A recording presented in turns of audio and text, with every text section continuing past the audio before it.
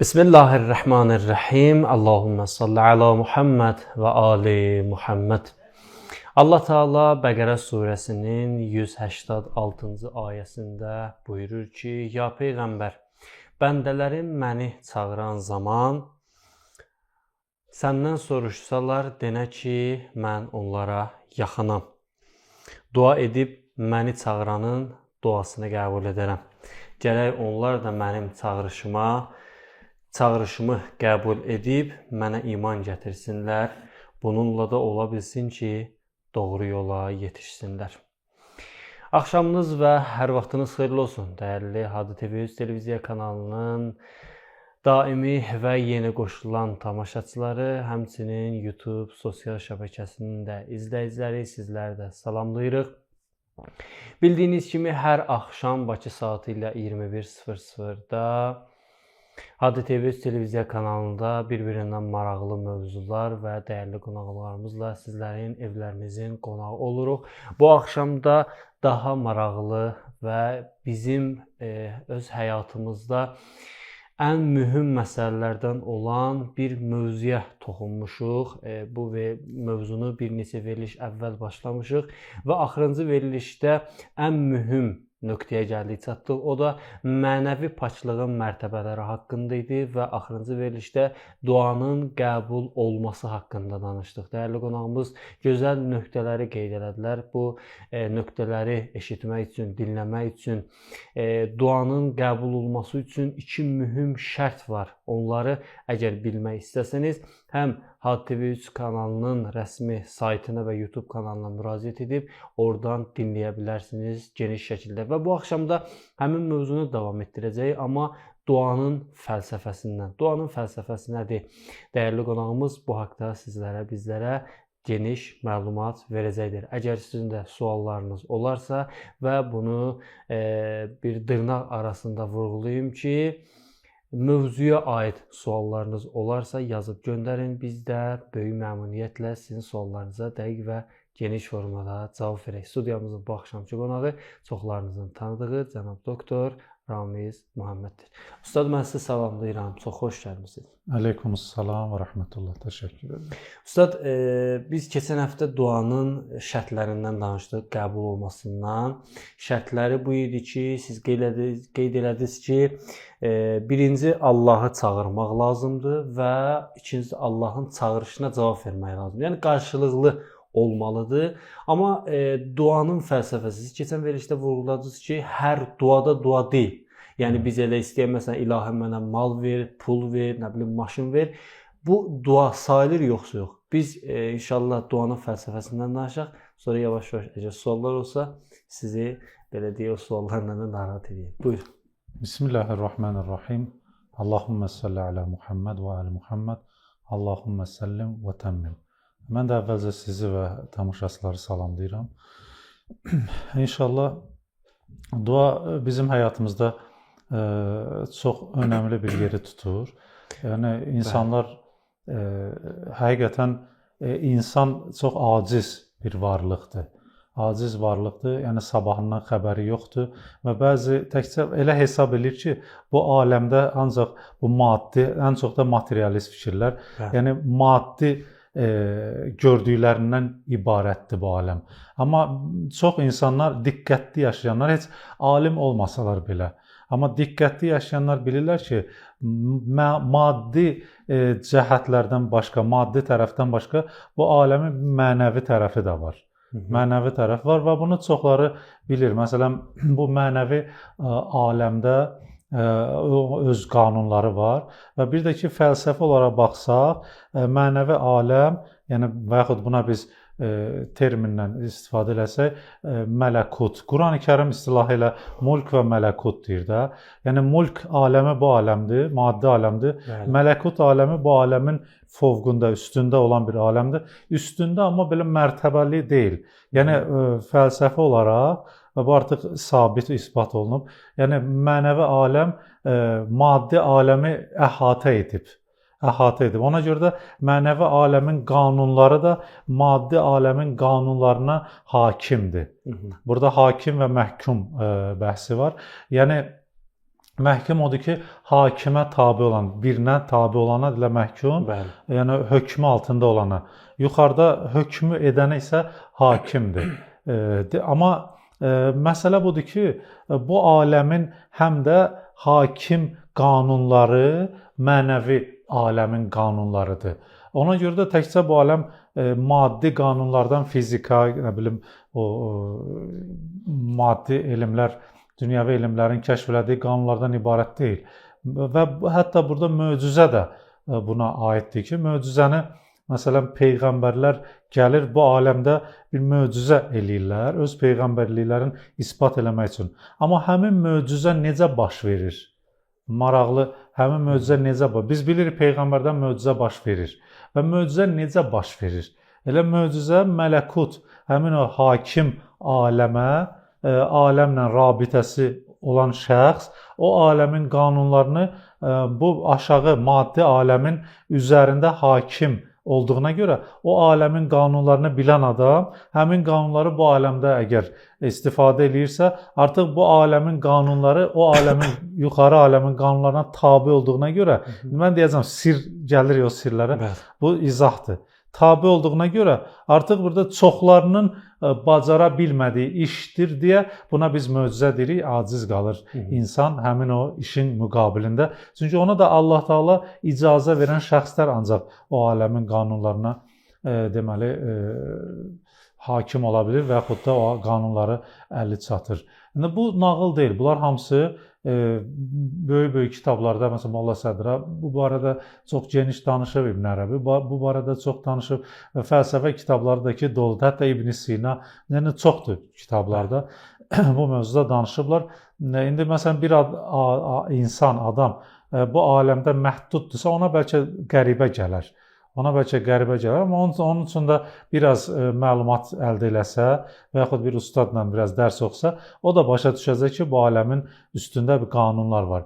Hətta bizim adi məsələn insanlarımız qədimdə, onlar görürsüz, qorxurdular başqasının haqqına zülm eləməkdən, qorxurdular. Məsələn, başqasının haqqında danışmaq, onun haqqını zay eləmək, onun abrını aparmaq, qorxurdular ki, məsələn, hətta təcrübədə də belə özləri görüb ki, məsələn, biz bunu eləmişik, başımıza nəsə gəlib. Təbii ki, hətta xəstəliklər belə, məsələn, bilmirlər xəstəliklərin səbəbi nədir. Qaçırlar, ən çox maddi səbəblər axtarırlar. Gah yeməkdə, məsələn, gah deyirlər ki, yağlar filan xəstəlik yaradır. Biraz keçirdilər ki, sən demə yağ deyilmiş.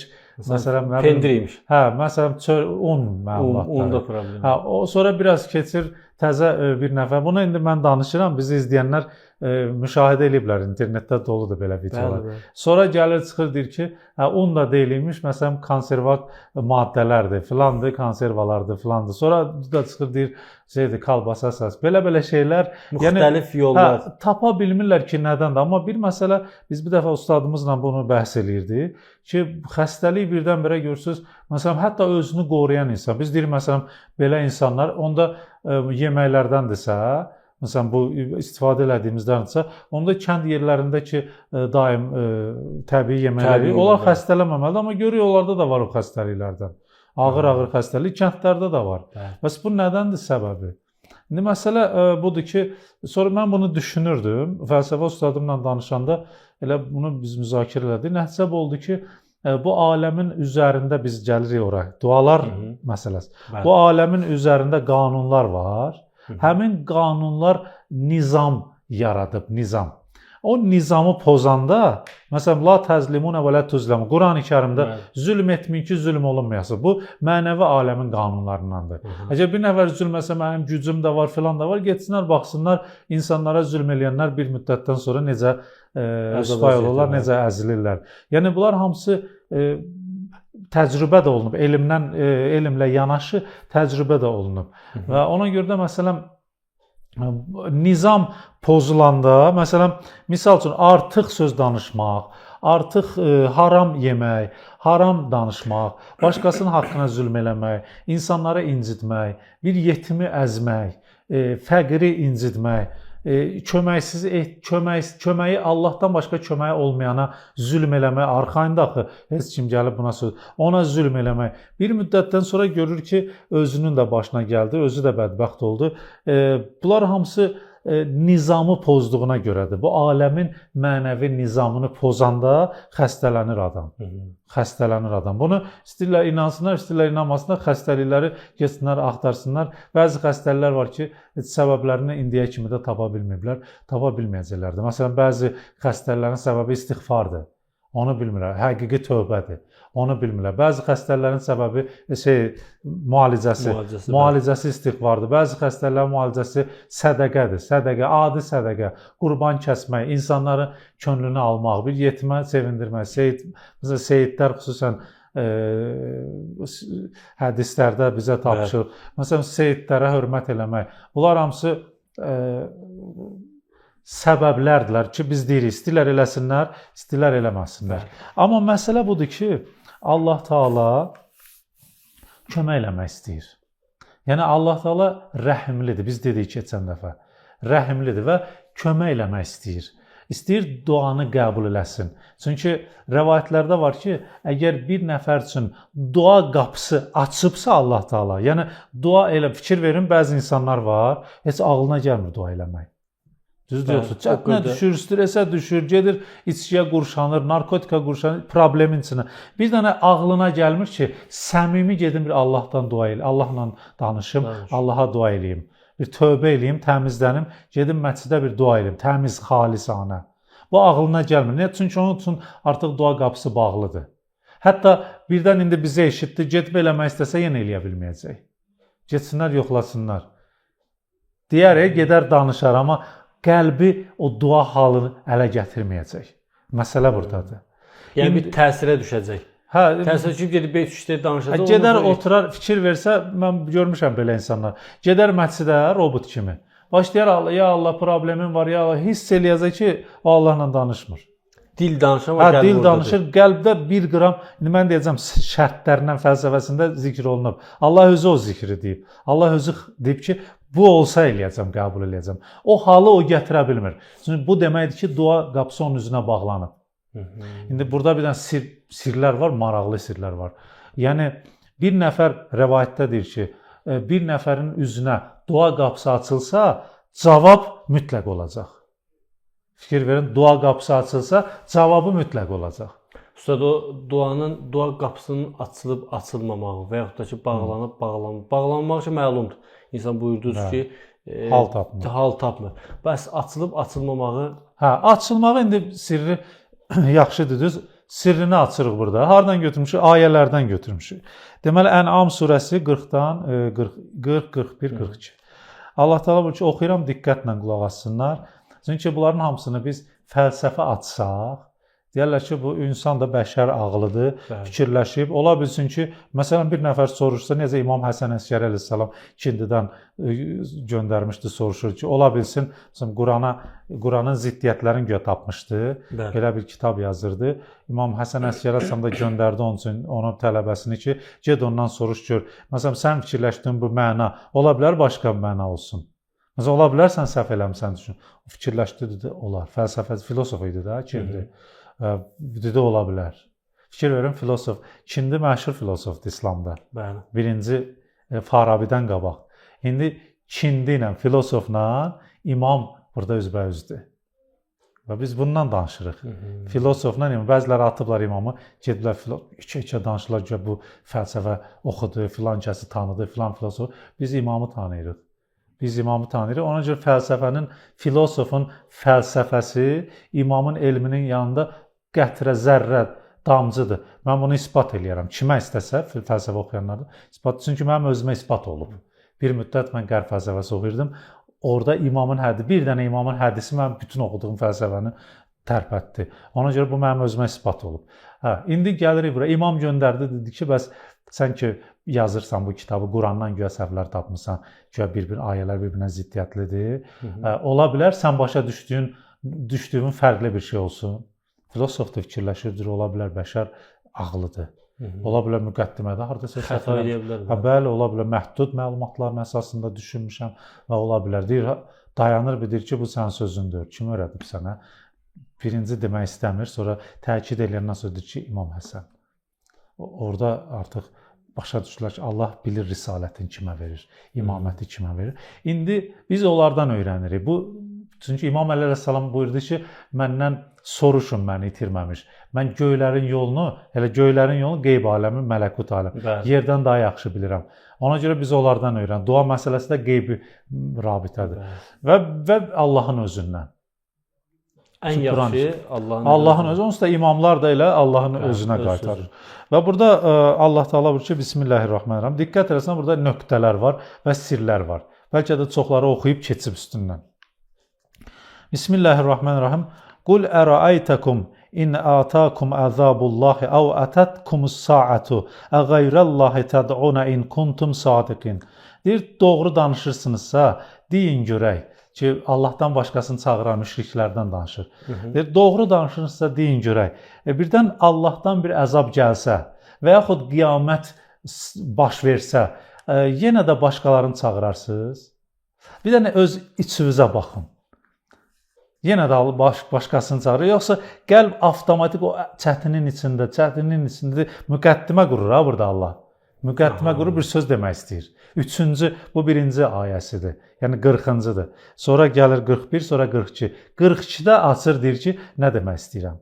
Mən sizə sir açmaq istəyirəm. Bunu elə belə danışmır bizə. İndi bunlar müşriklərə aiddir. Bəs bizə nə aidiyyəti var? Deyir ki, bunu danışmaqla sizə bir dənə yol açıram, yol göstərirəm. Fikir verin, deyir ki, Allahdan bir əzab gəlsə və yaxud qiyamət birdən baş versə, siz yenə də həmin and, çünki təsəvvür edin, bir dənə onu təsəvvür edin, insan əzaba düşdü. Bəla gəldi. Ailəsi birdən-birə bir gün içində məhv oldu. Allah uzaq eləsin. Ondan sonra və yaxud da birdən qiyamət, o tükürpədici səs filan, qiyamətin səhnəsi. Orada heç başqası yadıma düşər. Hamı Allaha yönələcək. Hamı Allaha yönələcək. Allah özü buyurur ki, əgər doğru danışırsınızsa deyin bunu. Bir dənə özünüzə qayıdın, öz içinizdə bir düşünün. İndi bizi eşidənlər də getsin bir öz-özlərinə düşünsünlər, görsünlər. Həmin anda neyniyərlər? Ondan sonra bu ki, bəl iyyəhu təd'una فَيَكْشِفُ مَا تَدْعُونَ إِلَيْهِ إِنْ شَاءَ وَتَنْسَوْنَ مَا تُشْرِكُونَ. Başqalarını çağırmayacaqsınız. Allah xəbər verir. Başqalarını çağırmayacaqsınız. Onu çağıracaqsınız. Allahı çağıracaqsınız. Və sizin üçün o çağırdıqlarınız hamısı açıq-aşkar ayılacaqsınız birdən-birə. Yəni açıq-aşkar olacaq və siz unudacaqsınız Allaha şərik qoşduqlarınızı. Başınızı itirəcək. Onları unudacaqsınız, ancaq yönələcəksiniz. Atacaqsınız bütlərinizi. Sizin sözünüzə qüvvət olaraq elə Ənkəbut surəsinin 75-ci ayəsi, əgər səhv eləməsəm, o Nuh əleyhissalamın gəmisi tufan olanda müşriklər orada deyirlər biz Allahı çağırırıq, Allaha pənah apardıq, amma o tufan yatır gəmidən düşəndən sonra yenə də başladılar öz müşriklər. Yəni Qurandan da bir nümunə. Hə, çətin vəziyyətdə artıq İnsan yolu tapır. Bu sirdir. Buna diqqət eləsinlər. Mən deyirəm, çətin vəziyyətdə insan əsl yolu tapır. Bu qalsın burada. Bu qalsın burada. Allah özü deyir. Bəli. Əzab gələndə, filan gələndə, qiyamət bu çətin vəziyyətdir. Çətin vəziyyətdə insan düz yolu tapır. İndi gedirik. Sonuncu ayəsi, sonuncu deyəndə 42. Bismillahirrahmanirrahim. Və laqad arsalna ila umamin min qablika fa akhadnahum bil-bə'sə'i və-dərra. Biz və-dərra ləalləhum yətədərrəun. 3 dənə sir var burada. 3 dənə qeyd var burada. Allah Teala buyurur ki, biz onlara, o qövmə öz rəsullarımızı göndərdik. O ümmətlərə yəni. Rəsullarımızı göndərdik.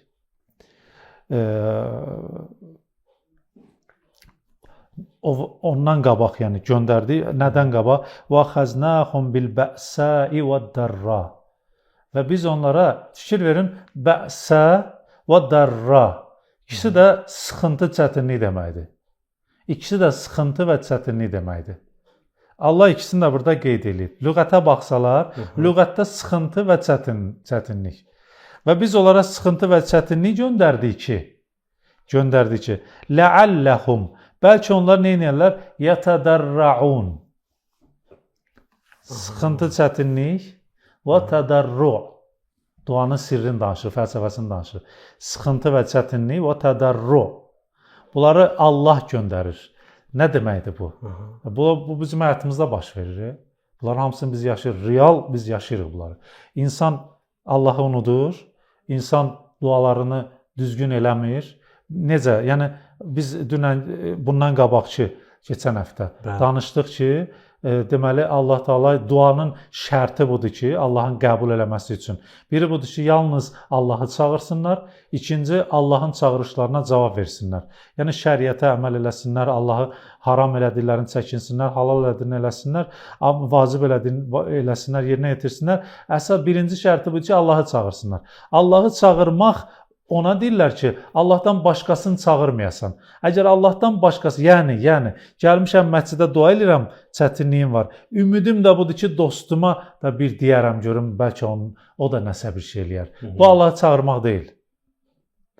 Bu Allahı çağırmaq deyil. Elə problemlər var ki, ümid eləyirsən dostun bacarmır.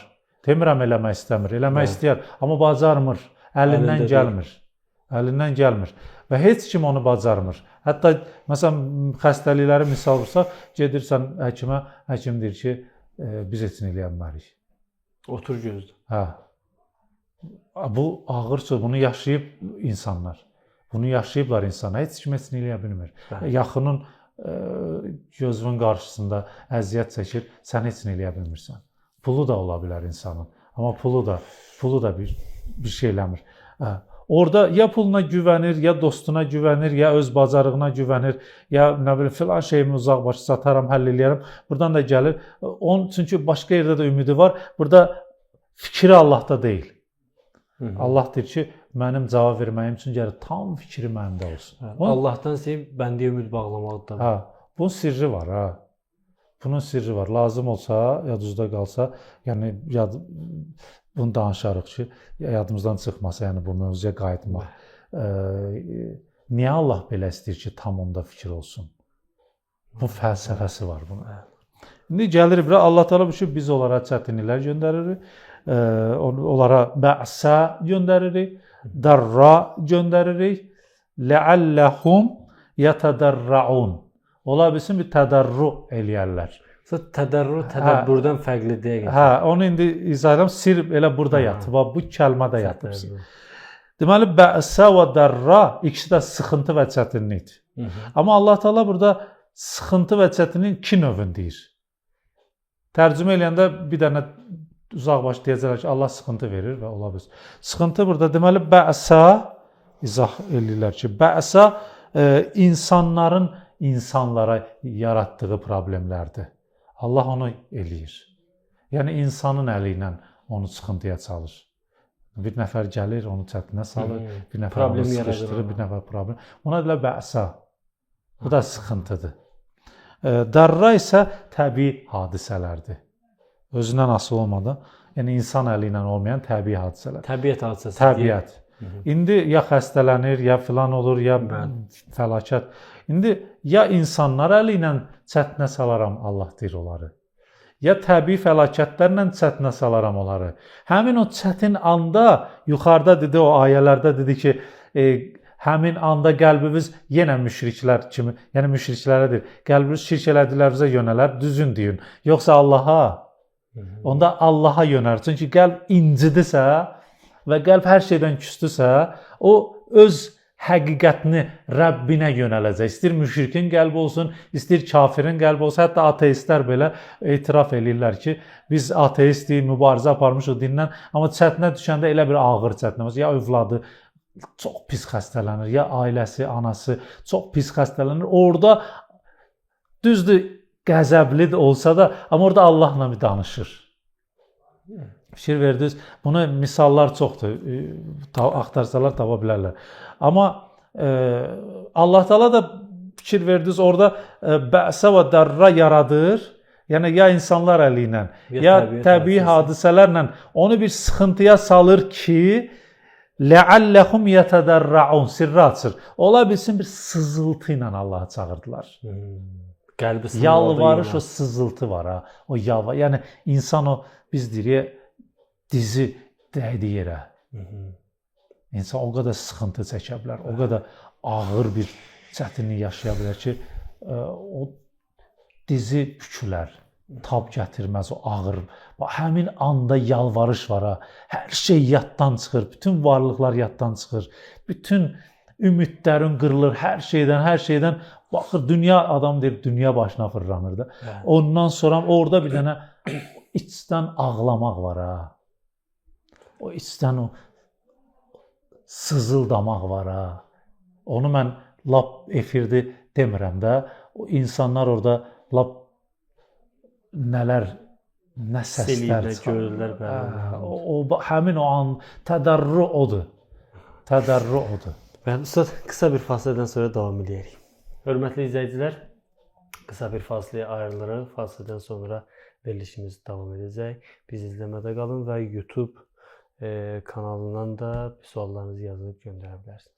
Bəli, dəyərli tamaşaçılar, qısa bir fasilədən sonra yenidən sizinləyik. ATV televiziya kanalında yayımlanan Hidayət Çeşməsi verilişini canlı olaraq izlərsiniz. Verilişimiz YouTube üzərindən də canlı yayımlanır. Oradan da izləyə bilərsiniz. Bu axşamki mövzumuz mənəvi paklığın mərtəbələri və duanın fəlsəfəsidir. Studiyamızın dəyərli qonağı cənab doktor Ustad Ramiz Muhammed. Ustad, qaldığımız yerdən davam edək. Biz duanın fəlsəfəsindən danışırıq və o duanın insanın belə deyək Allahla rabitəsi, Allahla danışmağı, o ilk əvvəldə siz vurğuladınız, insanın duanın qəbul olmaması, o duanın qapının açılmaması.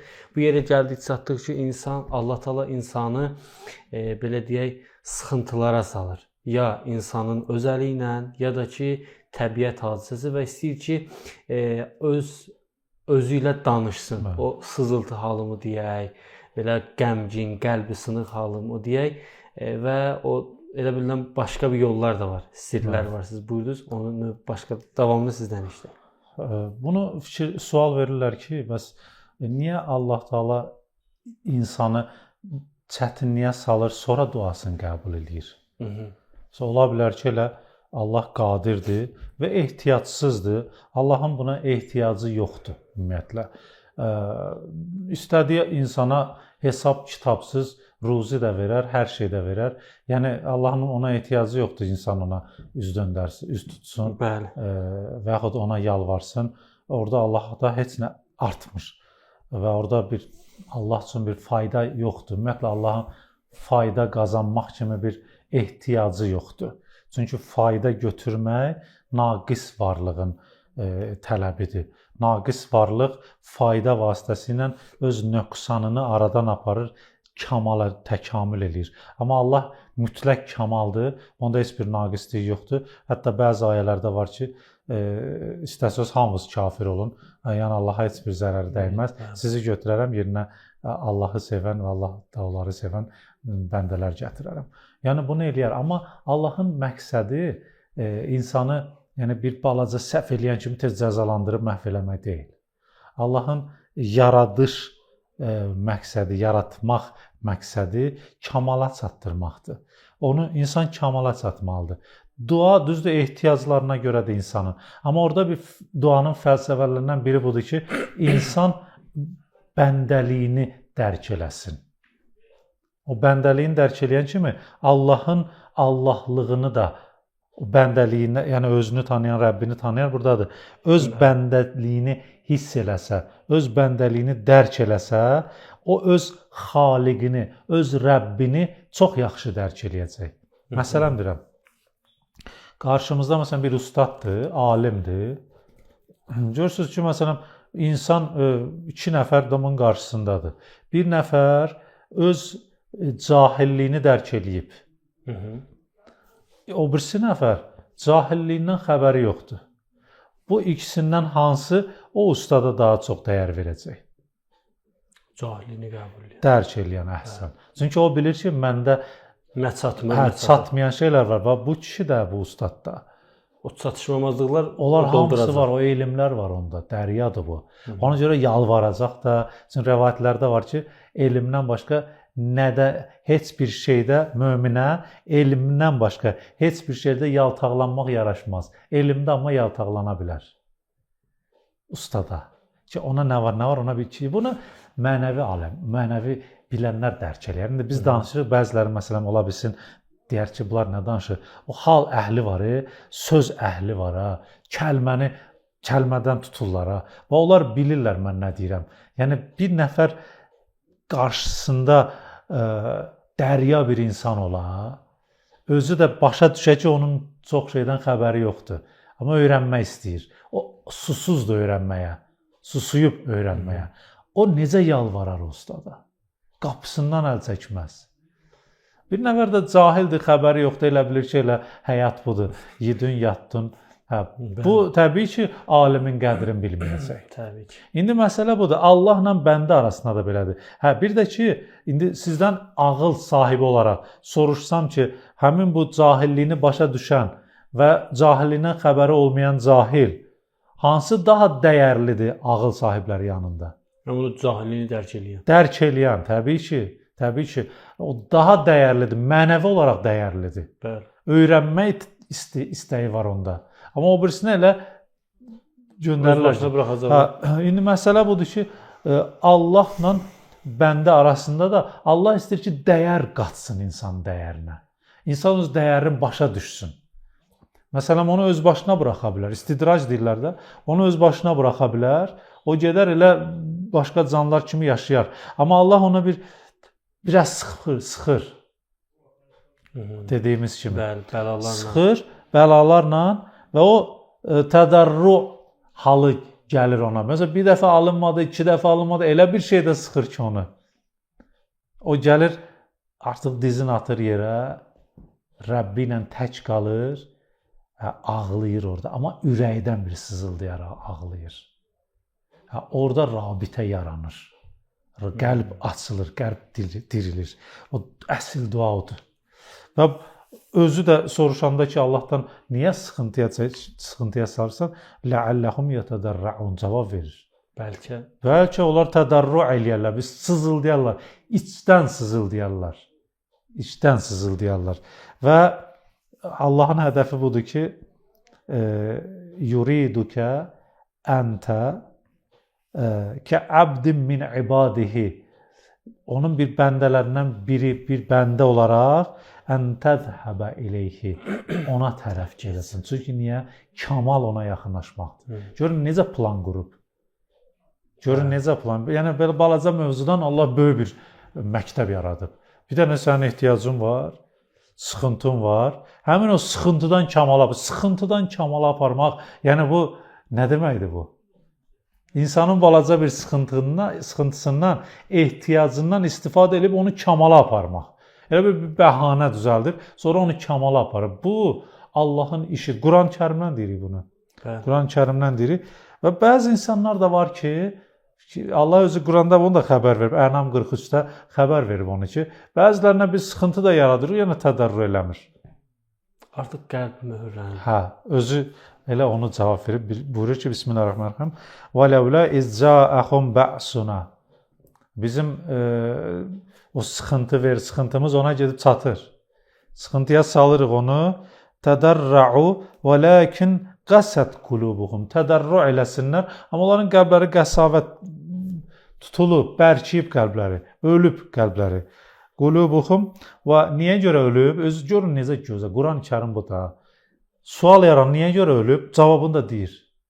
Buyurur ki, və zəyyənə ləhumuş şeytanu mə kənu ya'məlun. Onların əməllərini şeytan onlara zinətləndirib. Yəni mən qürurlu adamam da. Mən Allahın qabağında gedim. Ağlına gəlmir heç. Mən durum indi fəqir füqara kimi gedim oturum məsciddə Allaha yalvarım. Sonra mən qüruru filan belə. Ya məsələn mən hərəkət eləyən adamam, mən aciz deyiləm gedim oturum məsciddə. Allah bab şeytanın sözləri də bu kimdə varsa getsinlər tövbə eləsinlər. İstəyirlər eləsinlər, istəyirlər eləməsinlər. Biz deyirik ki, yəni bu şeylər var. Biz höccəti tamamlayırıq. Biz heç kimə nəsə ağıl vermirik, nə də ki yol göstər. Sadəcə olaraq bunlar var. Həqiqətlər var. İstəyən gəlsin eləsin. Əsl xoşbəxtçiliyi əldə etmək istəyən gərək bunlara əməl etsin. Hətta məsələn rəvayətlərdə var ki, bunu da deyim, mən keçən dəfə dedim. Və fil vaqi həqiqətdə innəl məşakil təntəhi. beynəməl iman əlləzi yəzrə'hu tədarru ilallah fi qalbil insan yəbqa və yəstəmir. Problemlər bitməlidir. Gerçəkdə problemlər bitməlidir. Bir dənə haçan bitəcək? O iman, o sıxıntıdan iman yaranır da. O iman insanın qəlbində Allaha nisbətdə bir tədarru əksin, becərsin. Həmin o tədarru becərəndə o artıq qəlb dirildi. Qəlb öz Rəbbini tapdı, barışdı öz Rəbbi ilə. Başladı ona Allahla ünsiyyət qurmağa, həqiqi ünsiyyət qurmağa başladı. Fikir orada burada deyil. Çünki bu adam yanıb həyatda. Bu adam sıxıntı çəkib bu həyatda. Elə bəzi problemlər var, indi onu yaşayanlar bilir. Adamın heç iştahı da qaçır, heç dünya gözündə də olmur. Belə şeylər var bu həyatda. Oyun oyuncaq deyil bu. Ustad, sözlü qüvvət olur. Mən yəqin ki, siz də baxmısınız o həmin şəxsin danışdığına. Məşhəddə olan bir şəxsdir. Mən çox qısa deyəcəm. Deyir ki, mən Məşhəd şəhərində ən bahalı maşın məndə idi. Başqa heç kim yox idi. Qiyməti hal-hazırki pulla hesablasaq, kostyumun bir qiyməti 700-800 manat. O vaxt harca bir 15-20 min il bundan qabaq. Nə bilim, müxtəlif bahalı restoranlar, yeməklər belə filan. Axırda gəldim, deyir, Allahı tapandan sonra indi ən bahalı kostyumum 150 manatdır. Maşınım yoxdur. Nə bilim, balaca bir 3 otaqlı evim var. Amma deyir bu ki, artıq 7-8 otaqlı evim var idi, 2 nəfər idi xanımla. Orada vuruladı ki, əgər bir insanın həyatında Allah olmazsa, hər bir şey boşdur. Həqiqətən. İndi Allah da insanın diqqətini özünə tərəf, qəlbini özünə tərəf yönəltmək üçün ona bir bəla, sıxıntı verir. Bəli. İndi siz nəticə nə ala bilərsiniz burada? Bu nəticəni fikirləşəndə ki, Allaha yönəlir və bu dünyanın sonrası da var da. Bəli. Bugünün sabahı. Yəni bu dünya gözün yumalıdır. Ən insanlar arasında deməli ən şübhə olmayan mövzu ölüm mövzusudur. Ən yəqin mövzu ölümdür. Bəli. Heç nəyi bilməsələr də, savadlar olmasa, hər şey inkar eləsələr də ölümü heç kim inkar eləyəm. Heç kim şübhə oturub zənn eləmir ki, yox bəlkə mən heç ölmədim, bəlkə mən nə bilim axıra kimi qaldım. Ustad, hər bir şeyin çarəsi olmağını da bilirlər, amma ölümün çarəsi olmadığını da bilirlər. Həqiqətən yəni bir dənə budur, yalnız və yalnız. Bununla hamı razılaşır və buna hamı qəbul edir. Rak xəstəliyinə də çarə var. Nə bilim, bütün xəstəliklərə, amma yenə ölümdür ki, çarəsi yoxdur. Yəni ən şübhə, belə deyək də aksiom olaraq hamının qəbul elədiyi və heç kimin şübhə eləmədiyi yeganə yəqin halıdır. Ölüm. Hamı bilir ki, öləcək, uşaqdan tutmuş. İndi məsələ budur ki, ölən dünyanı dəyişəndən sonra, bu dünyadan köçəndən sonra bunların hamısı sən Allaha yaxınlaşmağın faydasını və Allahdan uzaq olmağın zərərini görəcəklər hamısı. Və bizim dərdimiz budur ki, bunu danışaq. Biz duanın üzərindən danışdıq da. Bəli. Dua gördünüz, bir dənə dua görün, nə qədər tərbiyəvi tərəfi var. Yəni, adi bir dua deyəndə, dua gedib Allahdan nəsə götürmək deyil. Duanın fəlsəfəsi budur. Duanın fəlsəfəsi budur ki, insanı Allaha yönəldir. Sıxıntı içində sənə öyrədir ki, da gəlib belə çağırmaq yox. Yalnız Allahı çağırmaq, Allahın dediklərinə qulaq asmaq, ondan sonra başa düşmək və bilmək. İndi burada rəvayətə ki, Peyğəmbərimiz buyurur, mən bunu bir dənə də söz, ariflərin sözünü deyəcəm. Peyğəmbərimiz Allahümme sallallahu Muhammed və Muhammed İmam Sadiq əleyhissalamdan buyurur ki, du'iyən nəbiyyü ilə ta'amin. Peyğəmbərimiz bir gün yemək süfrəsinə çağırmışlar. Fələmmə dəxələ mənzilə rəculi, elə ki, bir nəfər bir kişinin evinə kişi çağırmışdı yeməyə, girdi onun evinə, nəzər elə dəcacətin fəvqə haitin, qad badət. Divarın üstündə bir toyuq gördü, o toyuq yumurtamışdı. Xülasəsi budur ki, toyuğun yumurtası düşür yerə, sınmır. Peyğəmbərimiz durur, təəccüblə baxır, kişi soruşur, mən vaxta görə istəmirəm bunu. Oxuyum, həm tərcüməm, 2 qat vaxtımız getməsin. Deməli, sınmır, Peyğəmbərimiz təəccüb eləyir, buyurur ki, o kişi deyir ki, ya Rəsulullah, nəyə təəccüb eləyirsən? Bu toyuğun yumurtasının sınmamağına, narahat olma, mənə heç vaxt başıma müsibət gəlmir. Yəni, mən çətinlik görməmişəm. Yəni, düşsün, sınsın, Qurular əlimdən da. keçsin. Belə deyir. Peyğəmbərimiz durur oradan sürətlə çıxır o həyətdən. Sürətlə çıxır, soruşur ki, bəs soruşurlar niyə? Deyir ki, Allahın nəzəri yoxdur orada. Görürsüz, burada bəla versəydi ona, onun qəlbini Allaha yönəldəcəkdi. Çünki o insan elə bir hərəkətlər eləyir ki, Allah artıq onu buraxıb öz başına. Da onu istəmir ona ya, özünə yaxınlaşsın. Bəlanı da çəkib. Deməli, bəla nə olur?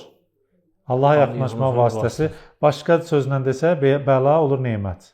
Olur, olmur. Tam dərk eləyəndə nemət olur. Və başqa bir rəvayətdə mən oxuyum, bunu da suallara biraz əgər vaxtımız qalsın. Bəli, bir iki ilə mövzumuza uyğun suallar var inşallah. İmam Sadiq Əleyhisselam ki, qalə Rasulullah sallallahu aleyhi və alihi və səlləm yevmən li əshabihi.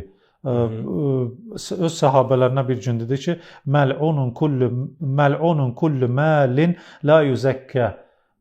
Bütün o mal, dövlət lənətlənib o halda ki, təskiyə olmur, paçlanmır. Yəni paçlanmayan mal dövlət Allahın lənətinə gəlib. Məl'unun kullu cəsədin la yuzakkə. Bütün cəsəd mal dövləti dedilənə və bütün cəsədlər əgər paçlanmırsa məl'undur. Cəsəd paçlanmırsa məl'undur. Vələv fi kulli 40 yevmən mərrətən. Hətta 40 gündən bir dəfə olsa belə paçlansın bədənlər. İndi burada maraqlıdır ki, vaqilə ya Rəsulullah sallallahu aleyhi və alihi və səlləm. Əma zəkatul mal fəqat ərəfnaha.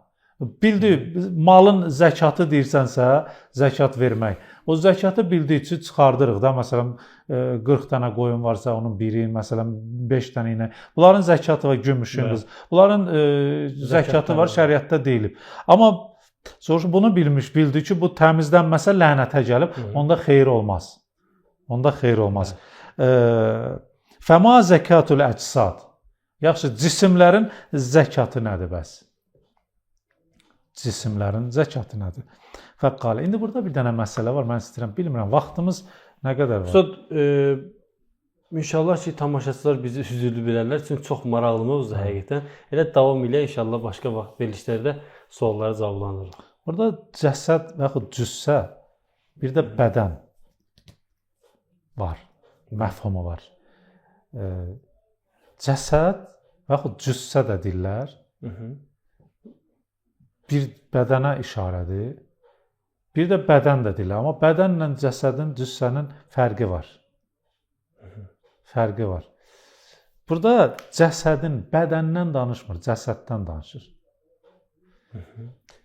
Yəni, indi mən üstündən tez keçəcəm bunu. Çünki danışsaq çox çəkəcək. Bu fəlsəfi irfanı bəhsdir. İnsan ruhu bədənin idarə edir. İnsan ruhu bədənin idarə edir. Və insan ruhu bədənin idarə eləyəndə ruh mücərrəddir, bədən maddidir. Mücərrəd ayrı bir həqiqətdir. Bədən maddi ayrı həqiqətdir. Bunların arasında uyğunluq yoxdur. Sinxiyyət deyirlər, uyğunluq yoxdur. Uyğunluq yoxdursa, bəs bunlar necə əlaqə tapır? Ruh bədəni necə idarə edir? Əgər bunlar bir-birinə uyğunluğu yoxdursa. Ümumiyyətlə, iki fəlsəfi olaraq, iki bir-birinə uyğunluq olmayan varlıq bir-birinə əlaqə tapması üçün ortada bir dənə varlıq olmalıdır, vasitə olmalıdır. Bədən, bu maddi bədəndir. Buna təbii bədən deyirlər. Bir dənə də bizim bədənimiz var, həqiqi bədən. Həqiqi bədən. Bir dənə də ruh var. Həmin ruh həqiqi bədən vasitəsilə təbii bədəni idarə edir. Bu fəlsəfədir.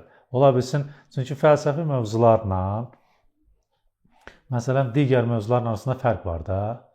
Məsələn, fəlsəfi mövzular dərk olunması, təsəvvür olunması çox çətindir. Amma dərk olunan kimi isbat olunması asandır. Gəlir təbii mövzulara, təbii mövzular, yəni metafizik və fizik. Fiziki mövzular isə dərk olunması asandır, isbat olunması çətindir. İndi biz fəlsəfi mövzudan danışırıq. Dərk olması çətindir, amma elə ki insan dərk elədi, Fəhm olsun. isbat olunması onun üçün asandır, çətin deyil. Onun üçün bu çətin dərk olunan məsələdir. Bəli. Ruhla təbii bədən arasında bir dənə həqiqi bədən var. Onun çətinlik çəkməsi, onun indi gəlirik burada cəsədlərin paklanması, hətta 40 gündən bir. Soruşurlar ki, ləhum. Fəqalə ləhum. Soruşurlar ki, cəsədin paklanması nə deməkdir? Peyğəmbərimiz buyurur ki, Allahümmə salli alə Muhammed və alə Muhammed, ən tusabə bi afətin. Bir çətinlik, sıxıntı yaşasın insan. Paklanmaq odur. Fətəğəyyərət vücuhullezine səmi'u zəlikə minhu. Onu eşidəndə üzləri də dəyişdi. Ağır gəldi. Bu bədənin, həmin o cəsədin təmizlənməsi ki, buyurdunuz bir sıxıntı lazımdır, bir bəla lazımdır. Biz onu hardan bilə bilərik ki, Allah tərəfindəndir o bəla, ki, yəni bizim o cəsədimizi təmizləmək və yaxud da ki, bir şeytanı deyim, bir özümüzün yaratdığımızdır. Yox, şeytan bəla verməz. Şeytan insanı qəflətə salar. Amma biz təbii ki, biz özümüz səbəb oluruq. Əgər biz Allahdan uzaqlaşırıqsa, Allah mərhəməti ilə bizi özünə yaxınlıq, səbəb biz olmuşuq, uzaqlaşan biz olmuşuq. Allah öz mərhəməti ilə bizə bir bəla verir ki, biz ona tərəf çevirək. Əgər bizim üzümüz həmişə Allaha tərəf olsa, biz bəla görməməliyik. Bəli, məqam artması üçün başqa bir şeydir. O da var. İnsan məqam, məsələn, peyğəmbərlər həmişə Allaha tərəf, üzləri Allaha tərəfdir. Yəni, Allah yadlarındadır. Zikr, qəlbi zikirləri həmişə var. Allahı unutmayıblar. Amma onların da bəlaları var. Onların bəlaları məqamlarının artması üçündür. Bu başqa bir mövzudur. Amma biz adi insanlardan danışırıq. Adi insanlar ki, Allahdan uzaqlaşır, bəzən unudur Allahı. Allah onlara əgər bəla verirsə, bilsinlər ki, Allah sevir. Ümumiyyətlə, burada bir dənə söz var. Deyir ki, çətinlik görməyən insan nigaran olsun özündən. Əgər həyatında bir çətinlik yaşamırsa çoxdandır, narahat olsun. Nə deməkdir bu? Tamamilə hamının düşündüyün əksidir. Hər şey yaxşı. Hər şey yaxşıdır. Yaxşı getsə sevinəcək, rahat olacaq. Amma çətinlik görməsə narahat olsun. Həqiqətən narahat olsun. Söz burada çətinliyin bir fərqi də yoxdur da. Yəni maddi olsun, mənəvi olsun, nə bilim övlad, ailə, maddi hər bir şey. Hər kəsin özünün, hər bir insanın fərdi olaraq tutumu var. Həmin tutuma uyğun bəla gəlir insana. Yəni o hansı bəladan ayıla bilər? Bəziləri rahatdan ayılmaz.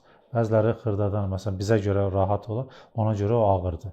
Məsələn, bəziləri ayağı daşa dəyməklə ayıla bilər, məsələn, amma bəzilərinin başına daş düşməklə. Bəli, bu yaxşı misaldır. Və Quran-ı Kərimdə Allah Taala özü Ənam surəsi 63-cü ayəsində buyurur ki: "Qul men yunəccikum min zulumatil berri vel bahr." Səhra, quru və dənizin zülmətlərində, dərinliklərində ki, Allahı çağıranlar təd'unehu tədarruan və xufyatan. Allahı tədarru halında və gizli çağırarlar.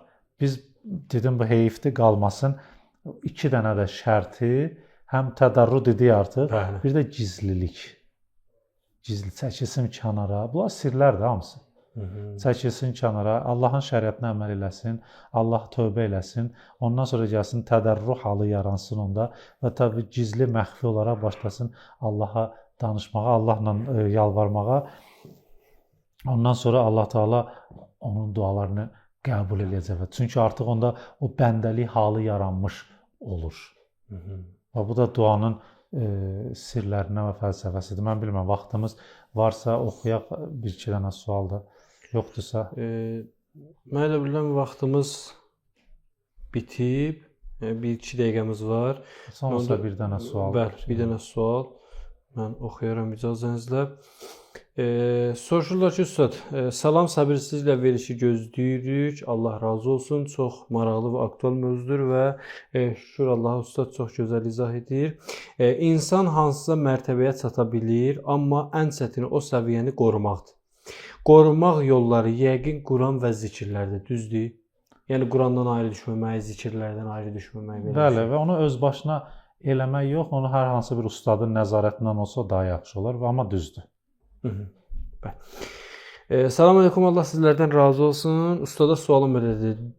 Duaya insanın acizliyi kimi baxmaq olar? Duanın fəlsəfəsi də elə insanda öz bəndəlik, o Allahdan ehtiyac halı, Allaha olan ehtiyac halını insana xatırlatmaqdır.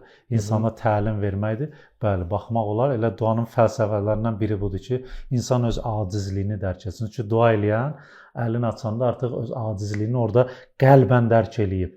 Yalvar, tədarru halı da onun maksimal həddidir. Və bir növdə orada alimlər deyirlər ki, Allahla əhd bağlayır dua eləyən insan. Ki mənim hacətlərimi ver, istəklərimi ver. Mən bundan sonra sənə yaxşı bəndə olacağam və sənin çağırışlarına əməl eləyəcəm, cavab verəcəm.